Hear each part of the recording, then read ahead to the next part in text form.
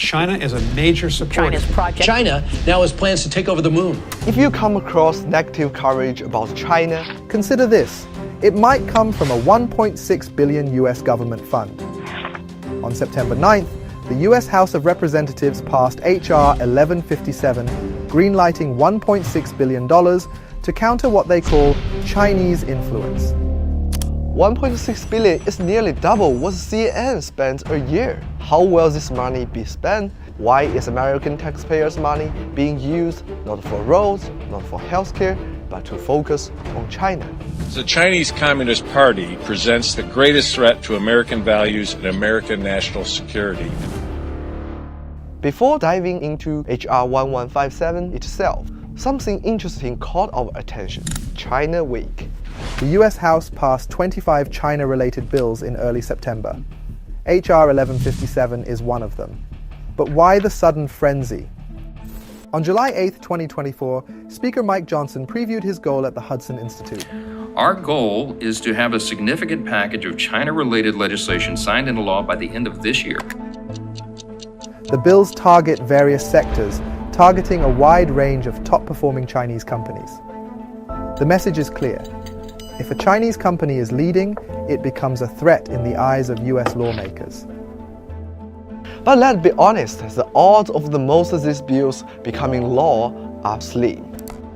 If you watched our last video investigation, 3 sets of numbers that tell all. You may notice that thousands of China-related bills proposed in the 118th Congress find only 1.5% became law.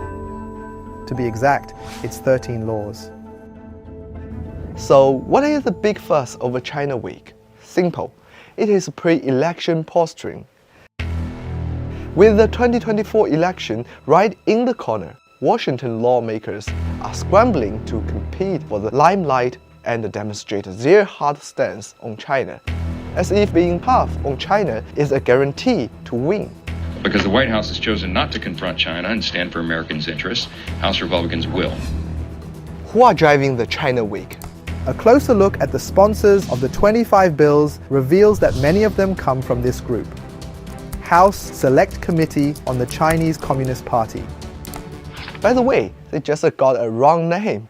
It is the Communist Party of China, like you call American States United.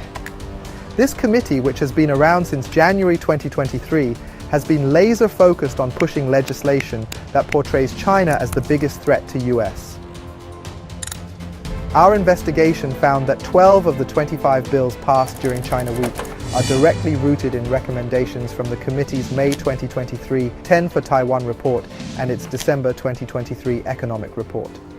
How will the 1.6 billion be used? And more importantly, will it be worth it? The bill outlines that the money will be funneled to foreign media outlets and civil society groups over the next 5 years through USAID and the State Department's Global Engagement Center. Both are US government's white gloves for regime change or covert influence campaigns abroad. Look at this. The bill supports civil group and media to increase negative stories of Belt and Road Initiative, and the US has its Bible for operation. The playbook comes from the 1st Special Forces Command. In a fictional scenario set in the country of Naruvu, US operatives stoke protests and unrest against Chinese companies, funding social media campaigns and labor disputes to ultimately derail Chinese Belt and Road projects. This strategy might sound familiar, right? It is the playbook for Cold War era psychological warfare, just updated for the 21st century. Ironically, this kind of influence campaign is exactly what the US condemns when other countries attempt to do it. What is the fallout? H.R. 1157 exposes deep hypocrisy. The US condemns interference, media manipulation, and regime change by its own interference, media manipulation, and regime change.